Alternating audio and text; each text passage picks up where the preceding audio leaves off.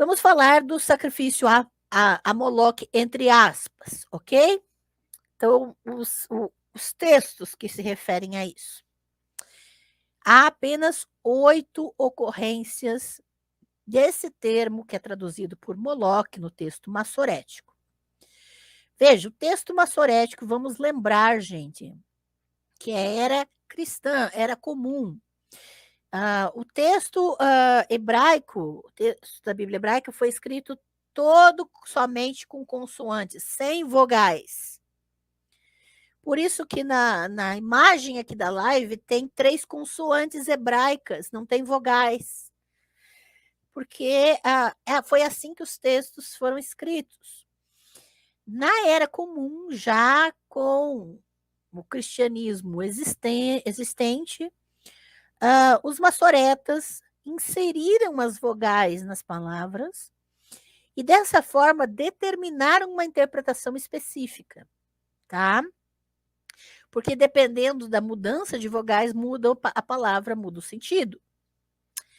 Então, é importante que a gente saiba que essa palavra, traduzida por Moloque, que com a vocalização massoreta, fica Molek, Moler ou Molek, né?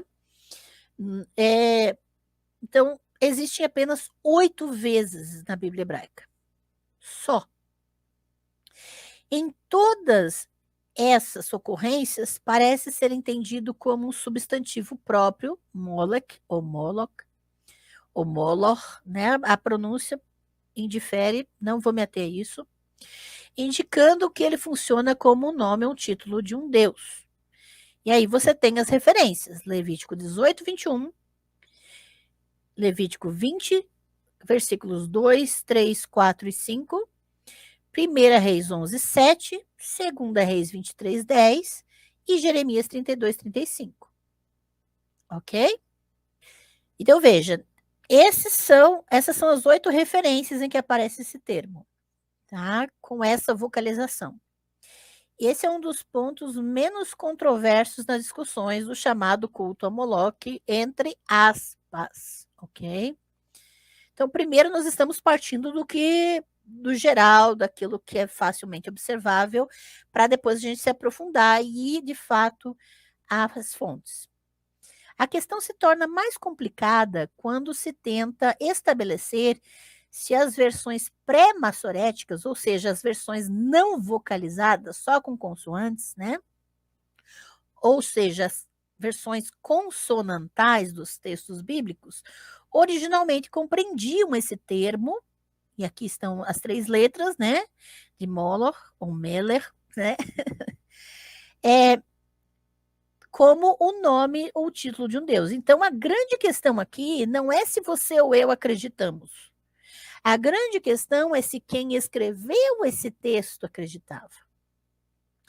A grande questão é se quem escreveu esse texto, na época em que foi escrito esse texto, se existia um Moloque, uma divindade chamada Moloque. É essa a questão.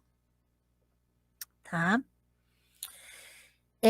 Essencialmente, os estudiosos modernos tendem a se dividir em 2 campos. Um desses campos de pesquisa nessa área apoia a tese de Eisfeld, que olha o ano dessa tese, 1935. Ele argumentou que esse termo, nesses versículos, com exceção de 1 Reis 11, 7, era originalmente o termo técnico para um tipo de sacrifício, análogo à terminologia empregada nas inscrições dedicatórias únicas relacionadas à prática do sacrifício de crianças. Então, nós estamos vendo que em 1935 teve uma tese do Eisfeld argumentando que esse termo, que é traduzido por Moloque, não é o nome de um deus, é um nome de um tipo de sacrifício relacionado à prática, à morte de crianças, tá? Um tipo de sacrifício único. Nós já vamos falar sobre isso com mais detalhes. Então, esse texto se refere a Moloque, a abominação dos amonitas, e aí estamos falando de 1 Reis 11:7, né? Mas é quase universalmente aceito que isso deve ser alterado para Milcom. Então, ali nesse caso, né, em 1 Reis 11:7,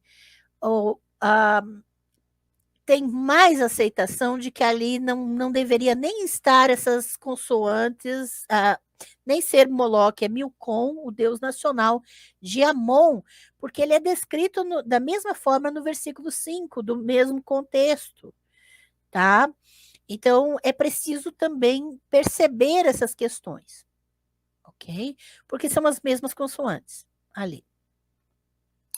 Assim, nos versículos bíblicos em questão, entende-se que esse termo se refere originalmente a uma prática na qual as crianças não eram obrigadas a passar para Moloque, né? Ou seja, obrigadas a serem entregues para um deus chamado Moloque, mas sim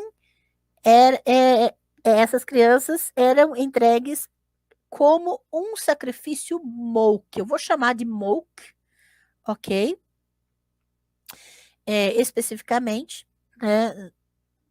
E nós vamos entrar nos termos hebraicos para entendermos o contexto, né? Mais importante do que saber escrever o texto hebraico é saber o seu sentido e as formas de interpretação dele no seu contexto, ok?